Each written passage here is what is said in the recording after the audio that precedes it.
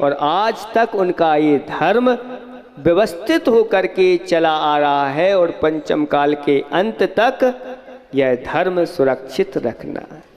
इसके लिए ये विवाह किया जाता है, इस कुल में अच्छी तरह से धर्म का प्रवाह निरंतर चलता रहे, ये धर्म का अभाव ना हो जाए, इसलिए ये पुरुषार्थ आदि करने की व्यवस्था बनाई।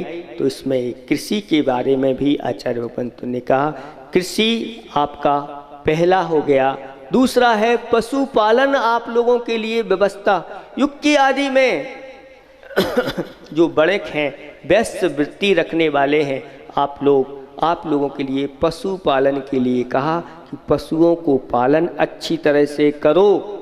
पशुओं का पालन होगा तो उसके माध्यम से आपके धर्म का पालन होगा, क्योंकि उन पशुओं के माध्यम से, गाय के माध्यम से आपको शुद्ध घी, दूध, दही ये प्राप्त होगा, जिससे आपका जीवन भी बहुत अच्छा चले। और हमारे आचार्य भगवंतों ने कहा कि गोरस के माध्यम से सबसे उत्तम अतिथि सत्कार होता है।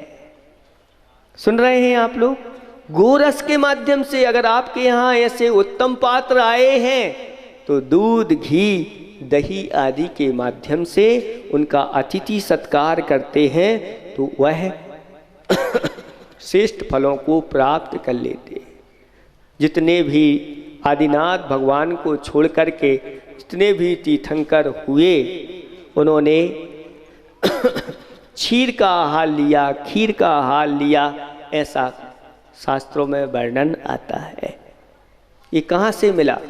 तो आपने अगर गौ पालन किया है, पशुओं का पालन किया है तो आपको रहेगा, और अगर आप इसका पालन नहीं करते तो आज देख लो उनकी दशा क्या हो रही है। आचार्य भगवंत ने यहाँ तक कह दिया कि ये पशुधन जो है इस भारत की रीढ़ है, और जिस दिन अगर ये पशुधन समाप्त हो गया तो आपकी रीढ़ टूट जाएगी। और किसी की अगर रीढ़ टूट गई तो क्या होगा बताओ? एक ही गुड़िया खिसक जाता है इधर उधर तो समझ में आता है, उठना बैठना मुश्किल हो जाता है। ये पशुधन है, करकवेल वालों को अच्छी तरह से समझना चाहिए। यहाँ के जैन हैं, प्रत्येक जैन को इस प्रकार से, अगर आपको अपना धर्म अच्छी तरह से पालन करना है, शुद्ध घी दूध, अगर खान पान शुद्ध है तो आपका धर्म शुद्ध पलेगा, और वही आप आज का शुद्ध, आपका घी दूध दही आदि शुद्ध है तो आप अतिथि का अच्छी तरह से सत्कार करोगे। और दान और पूजा श्रावक का ये मुख्य धर्म है, उस मुख्य धर्म का पालन इसके माध्यम से पशुपालन का तीसरे नंबर पर वाणिज्य व्यापार रखा है। अब तीसरे नंबर पर क्यों रखा? क्योंकि व्यापार आदि करने में अनेक प्रकार के पाप होते हैं, हिंसा, झूठ, चोरी, कुशील आदि आदि, परिग्रह आदि आदि, उसमें सारी चीज़ें होती हैं। कितने झूठ बोलने पड़ते हैं, कितनी मायाचारी करना पड़ती है। दिन भर दुकान में बैठो तो बस यही चलता, महाराज यहाँ बैठते हैं, आपके प्रवचन सुनते हैं तो अलग हो, तो जैसे ही दुकान खोल के बैठते हैं तो बस वही गुणाभाग चालू, उसमें भाव हिंसा ज़्यादा होती है। कृषि में द्रव्य हिंसा तो हो सकती है लेकिन भाव हिंसा नहीं होती, लेकिन व्यापार में द्रव्य हिंसा के साथ साथ भाव हिंसा भी चालू हो जाती, इसलिए इसको तीसरे नंबर पर रखा गया है व्यापार के लिए। ये व्यवस्था बनाई। विद्या, शिल्प, विद्या का अर्थ होता है अनेक प्रकार की, अंक विद्या, ज्ञान विद्या, और भी बहुत सारी विद्या होती है, संगीत आदि विद्या है, अनेक प्रकार की विद्या हैं। इनके माध्यम से भी आजीविका के साधन होते हैं। और शिल्प कला में भी अनेक वस्त्र, आभूषण आदि बनाना, ये सब शिल्प कला के अंतर्गत होते हैं। 3 वर्ण में क्षत्रिय, वैश्य और शूद्र, इनको इस प्रकार की ये व्यवस्था युग के आदि में आदिनाथ भगवान ने राज्य अवस्था में व्यवस्था बनाई। साथ साथ में एक दंड व्यवस्था भी उन्होंने बनाई, हा मा धिक, उस समय किसी से अपराध हो जाता था तो उनको इतना ही दंड दिया जाता था, हाँ मतलब ये आपने ठीक नहीं किया, बस इतना कह दिया। इतने में ही उसकी गर्दन झुक जाती थी, वह अपने अपराध को स्वीकार कर लेता। धीरे धीरे अपराध जब और बढ़ने लगे, ये ठीक नहीं किया, तो फिर एक और उन्होंने निकाला, हाँ माँ, हाँ ये तुमने ठीक नहीं किया माँ, अब आगे ऐसा नहीं करना, ऐसा कहना पड़ा। जब ऐसा कह दिया फिर भी अगर अपराध हो जाता था तो फिर उन्होंने तीसरा उपयोग किया, हाँ माँ धिक, हाँ तुमने ये ठीक नहीं किया माँ, अब ऐसा नहीं करना, और फिर अगर करते हो तो धिक्कार है तुम्हारे लिए। ये व्यवस्था बनाई और आज तक ये व्यवस्था युग के आदि से चली आ रही है। आप लोगों को भी अच्छी तरह से व्यवस्थित होकर के आप लोगों के लिए ऐसा कुल मिला है। इस कुल में भी 80 मसी विद्यावान शिल्प जो भी आप लोगों के लिए दिए गए हैं, कुल के अनुरूप करिए, कुल की मर्यादा को बना करके रखिए, तो जाकर के आपका भविष्य बहुत अच्छा बनेगा, नहीं तो आपका भविष्य गर्त में होगा। क्योंकि आप अगर आगम के अनुसार नहीं करेंगे, गुरुओं की शिक्षा के अनुसार नहीं करेंगे, तो आपका जीवन पतन की ओर चला जाएगा। इन सब पतन आदि से बचना है। इतना ही हम आज पर्याप्त समझते हैं। अहिंसा परमो धर्म की। जिन वाणी के ज्ञानते हैं सूझे लोकालोक, सो वाणी मस्तक धरू सदा दे धोक। हे जिन वाणी भारती जो तेरी शरणा गए, सो पावे सुख चैन। धर्म स्नेही भव्यात्माओं, विगत दिनों से आप लोग यह पंच कल्याणक मना रहे हैं और भगवान का जन्म हुआ। जन्म होने के बाद वह 83 लाख वर्ष पूर्व तक घर में रहे। 83 लाख वर्ष पूर्व आप जानते हैं कितने वर्ष होते हैं,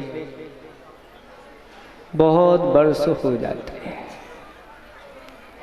और मात्र 1 लाख वर्ष पूर्व की उनकी आयु बची। ये समझ लो कि जैसे आज वर्तमान में आपको 84 वर्ष की आयु मिली है ना, और 83 वर्ष घर में बीत गए। मात्र 1 वर्ष बचा और वैराग्य उत्पन्न हो गया कि ऐसा वैराग्य का निमित्त जोड़ा गया। आप लोग देख रहे होंगे ऐसे महापुरुष युग के आदि में जो हुए हैं, उनके लिए भी कैसा निमित्त जोड़ना पड़ा। सोधर्मिंद के लिए एक और नीलांजना उपस्थित करनी पड़ी। राग की प्रगाढ़ता बहुत अनादिकाल से संस्कार चले आ रहे हैं, मोह के संस्कार हैं। जब तक मोह रहता है तब तक संसार, शरीर और भोगों से विरक्ति नहीं हो पाती। कहा है कि मोह महाबला है, मोह महाबला है और मोक्ष क्या कला है।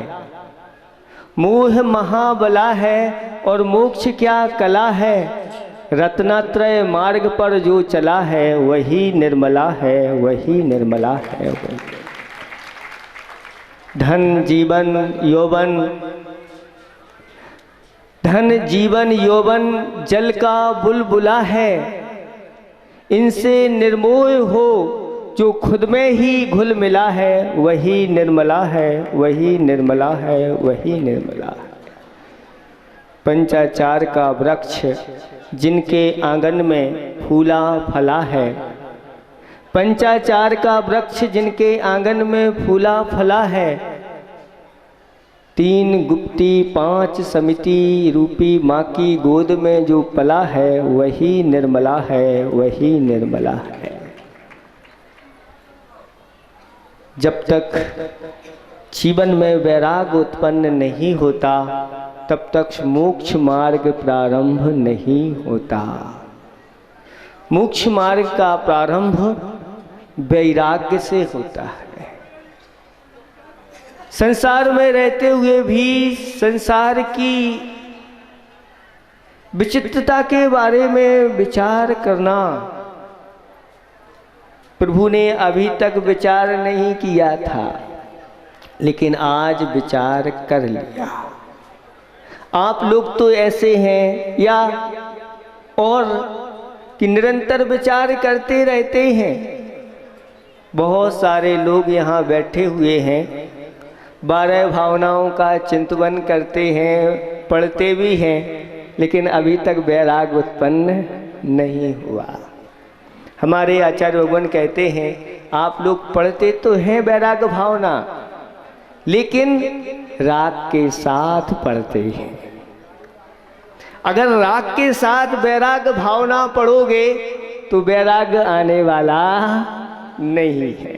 राग में राग मिलाते चले जाते हैं। कितनी अच्छी 12 भावना ये पढ़ रहे हैं, ऐसा लगता है दूसरे को उस भावना के प्रति लगाव हो जाता है, लेकिन पढ़ने वाले के लिए वैराग नहीं हो पाता, क्योंकि वह वैराग्य सहित भावना नहीं भाई है।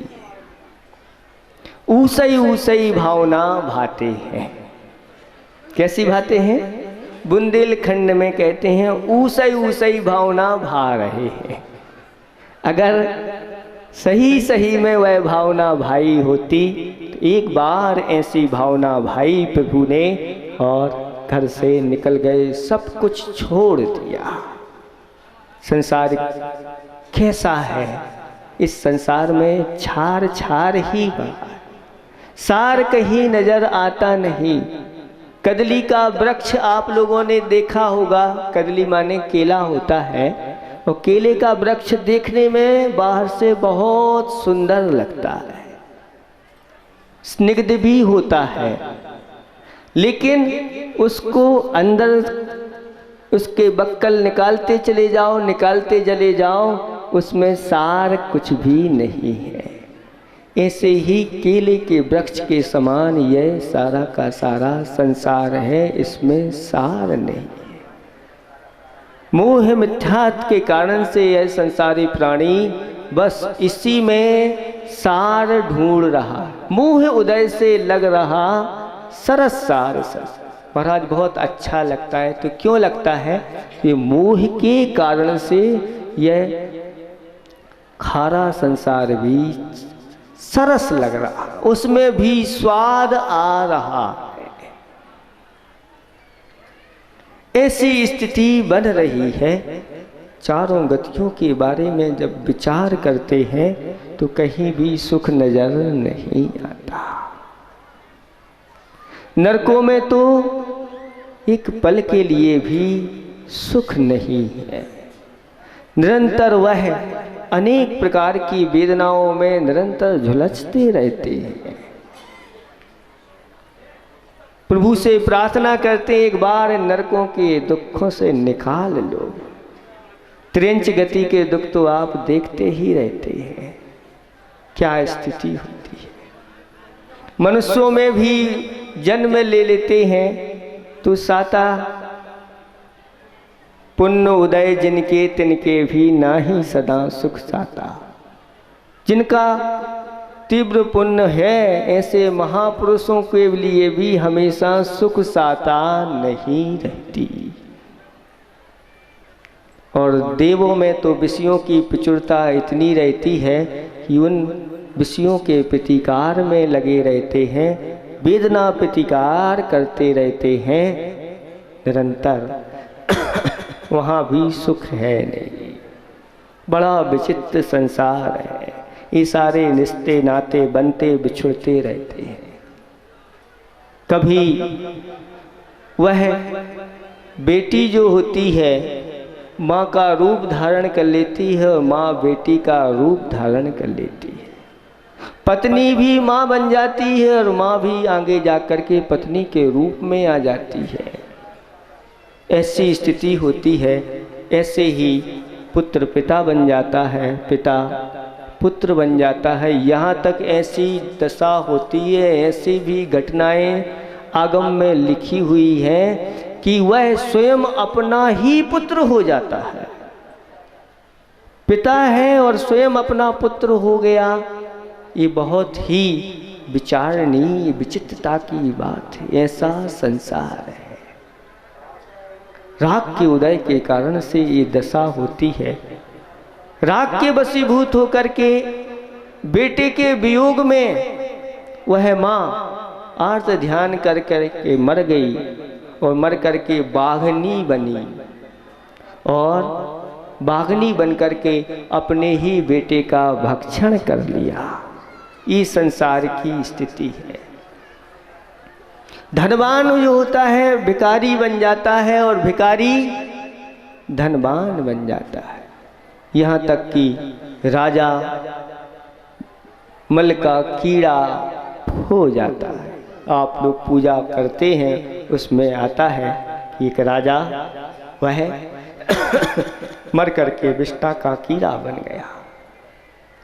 संसार की ऐसी दशा है। इस संसार को असार जान करके और इस संसार से वैराग्य धारण करना बहुत दुर्लभ है। कल आपको बताया था कि जिसके जीवन में ऐसा वैराग्य आ जाता है वह भाग्यशाली नहीं परम भाग्यशाली हो जाता